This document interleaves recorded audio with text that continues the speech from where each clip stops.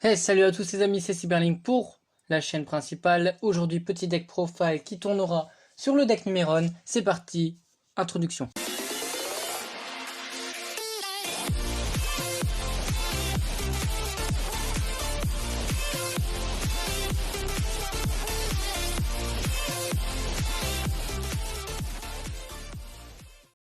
Le deck Numéron a fait son apparition dans l'anime Yu-Gi-Oh! Sexal, mais le deck était joué par Don Suzon, le dieu des baryons. On a pu voir réellement le deck à l'œuvre uniquement contre Nash alias Shark et Yuma. Parce que la carte clé du deck qui est Réseau Numéron, permettant d'envoyer des cartes de son deck au cimetière pour modifier les cartes jouées par Yuma et Nash. C'était extrêmement abusé. On a vu également les véritables numéros 1, 2, 3 et 4 qui sont la porte de Numéron. Cependant, la forme la plus redoutable est le numéro 1 du chaos, porte de Numéron Sunia. En effet, quand il est invoqué, il va bannir tous les monstres sur le terrain, quoi qu'il arrive. Et à la stand-by de notre prochain tour, il va se réinvoquer spécialement. Et s'il y a réseau Numéron, il va pouvoir infliger à l'adversaire des dégâts équivalents à l'attaque de tous les monstres qui ont été bannis par son effet précédemment. Ce qui permettait un FTK énorme. Mais c'est très rare qu'on va faire son effet actuellement. Mais si Numéron, enfin le réseau Numéron n'est pas présent sur le terrain, il va être banni directement. Par contre, il y aura deux cartes de l'archétype qui seront jamais jouées et qui seront jamais présents sur les tables, et que c'est numéro 1000 du chaos qui est trop fumé et qui fait appel au numéro 1000 du chaos imaginaire, Numéronius Numéronia, quand il est détruit, auquel je préfère pas trop expliquer vu qu'il est quasi impossible à gérer. Non mais sérieux quoi. Déjà le numéro 1000 du chaos a déjà 10 000 d'attaque. Bon d'accord, on le passe possiblement. Mais le numéro 1000 du chaos imaginaire, il a 100 000 de patates. Si on veut impérativement le péter en un tour, il faut avoir 100 000 d'attaque. Si on le pète pas, bah on a perdu quoi. C'est ça, parce que lui il peut pas attaquer, mais à cause de son effet, il va détacher un matos. Et s'il a plus de matos, bah son effet dit que le duel est terminé. Normalement je n'étais pas censé expliquer, mais c'est pas grave. Mais officiellement, les cartes Numéron ont vu le jour à la sortie du booster Bataille de légende Armageddon, qui est sorti récemment. Le but de ce deck est d'activer Réseau Numéron pour faire son effet, qui va nous permettre d'envoyer Appel Numéron au cimetière pour invoquer 3 portes de Numéron que vous souhaitez, pour invoquer le Zexal Utopie qui va nous permettre de temporiser 3 tours maximum. Je m'explique. Le Zexal Utopique va nous permettre de détacher un matériel pendant le tour adverse pour qu'il n'active aucun effet de carte pendant le reste du tour, ce qui va permettre à l'adversaire de poser juste ses cartes et de dire un fin de tour. Je précise aussi que les monstres invoqués par appel Numéron doivent être obligatoirement de noms différents. On peut aussi dire que Mur Numéron va nous aider car il se défausse pour activer directement le réseau Numéron depuis le deck. Maintenant, voici la decklist que je vais vous proposer aujourd'hui. Et il s'agit d'une version couplée avec du Gourou Subterreur, qui est une version très présente actuellement et qui est super puissante. Gourou Subterreur dit que quand il est flippé, va nous permettre d'ajouter une carte Subterreur à notre main. Donc, soit l'archère, soit la démon, ou bien combat final. Son deuxième effet dit qu'on va pouvoir cibler un monstre adverse et le mettre face cachée en mode défense, ainsi que le gourou. La démon, quant à elle, c'est la N-Trap qui représente l'archétype Subterreur. Je m'explique.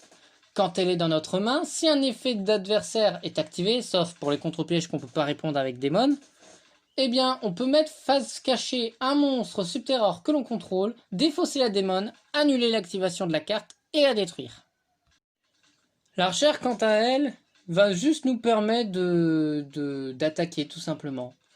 Parce que au début de la damage step, si elle attaque un monstre face cachée en mode défense et qu'on contrôle un monstre Subterreur, le monstre en question est mélangé dans le deck. Et si elle est détruite et envoyée au cimetière par un combat ou un effet de carte, on peut invoquer spécialement face cachée ou face recto un monstre Subterreur depuis notre deck. Donc, on va pouvoir invoquer le gourou. La cité cachée, quant à elle, c'est la magie de terrain essentielle pour le deck. Pourquoi ? Parce que quand elle est activée, on peut ajouter un monstre Subterreur depuis notre deck à notre main. Donc généralement, on va ajouter le gourou parce que c'est la carte clé du deck. Ensuite, Elle va pouvoir flipper un monstre subterreur caché. Et aussi, si un monstre adverse déclare une attaque, on va pouvoir flipper un monstre subterreur et annuler l'attaque. Ça, c'est génial. Combat final, quant à elle, a 4 effets et on peut faire qu'un seul effet et pas une fois par tour. Donc si vous avez 2 combats finaux de poser, vous pouvez activer les deux dans le même tour, mais vous devrez appliquer d'autres effets. C'est comme vous le sentez. Soit vous mettez face recto ou face verso un monstre subterreur que vous contrôlez, soit l'attaque et la défense d'un monstre subterreur que vous contrôlez, soit la combinaison de son attaque et défense origine, ou soit le reste de ce tour, les effets des cartes subterreurs ne peuvent pas être annulés. C'est à vous de choisir selon les situations que vous voulez.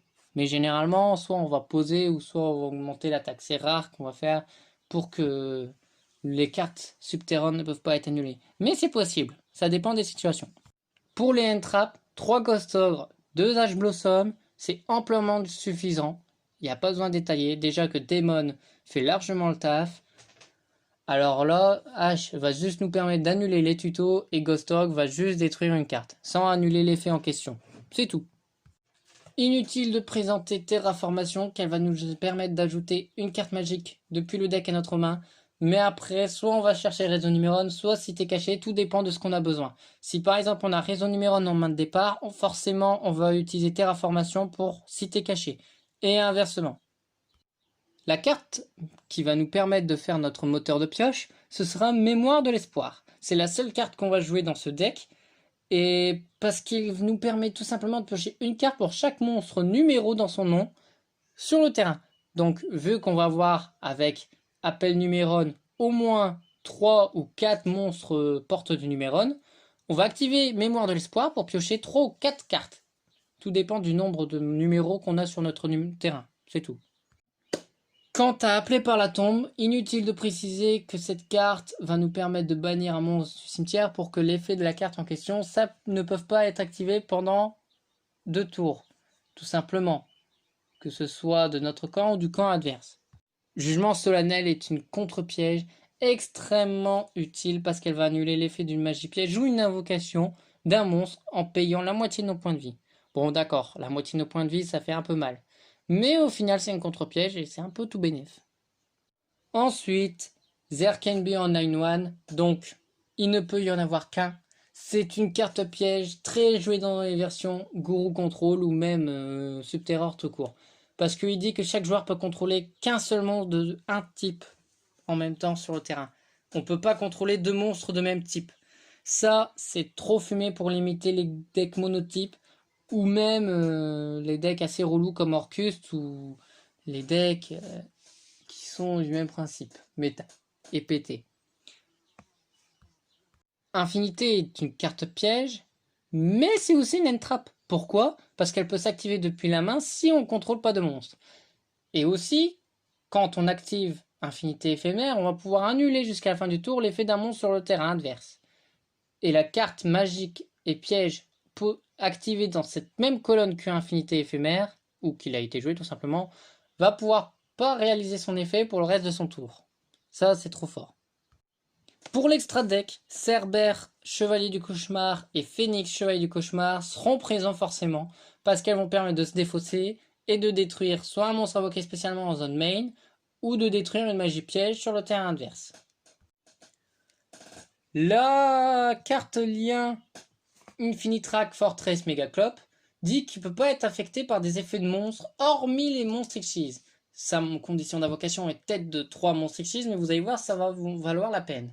Vous pouvez cibler un monstre Xyz dans votre cimetière avec une carte que votre adversaire contrôle et les invoquer spécialement le monstre du cimetière et attacher la carte ciblée de l'adversaire en matériel Xyz au monstre que vous avez invoqué. Et pour le reste de ce tour, les dommages que l'adversaire se prend sont de moitié. Bon, d'accord, c'est peut-être un inconvénient, mais au moins, ça permet de faire des trucs assez génial. Et en plus, ce monstre a quand même 4000 points d'attaque. Donc, dans un sens, c'est pas bien. Enfin, c'est pas bien. C'est pas rien, plutôt. Mais en tout cas, faut savoir s'en servir correctement. Saryuja est présent juste pour faire notre moteur de pioche en utilisant 4 monstres de noms différents. Mais après, on peut faire ses effets pour invoquer spécialement les monstres qu'on a dans notre main, ou soit gagner de l'attaque. Le dragon Numéron est un monstre Numéron X6 qui dit qu'il peut être invoqué qu'en utilisant 2 monstres X6 de même type. Bon, d'accord, ça doit être des numéros aussi. D'accord, je conçois que c'est pas évident à invoquer. Mais son effet, qui est aussi situationnel, et que cette carte va être situationnellement jouée, dans certains cas, franchement, on n'est pas déçu de l'avoir. Parce que, une fois par tour, on va détacher un matériel, et il va gagner 1000 points d'attaque, fois l'attaque de... Enfin, fois le nombre de rangs de tous les monstres X6 présents sur le terrain. Donc s'il y a par exemple 4 rangs en total sur le terrain, il aura 4000 d'attaque. Et ça jusqu'à la fin du tour adverse. Et s'il est détruit, toutes les cartes sur le terrain sont détruites et les deux joueurs vont pouvoir poser une carte magique de leur cimetière. Et il s'invoque spécialement si on se prend une attaque directe. Cette vidéo présentation du deck Numéron est terminée pour aujourd'hui. J'espère quand même qu'elle vous aura plu. Comme d'habitude, le petit pouce bleu, l'abonnement à la chaîne, la cloche de notification et sans oublier de partager sur vos réseaux sociaux. Ensuite, je vous mettrai les replays, donc le gameplay qui concerne ce deck demain. J'espère que vous prenez soin de vous les potes. À la prochaine. Ciao ciao ciao.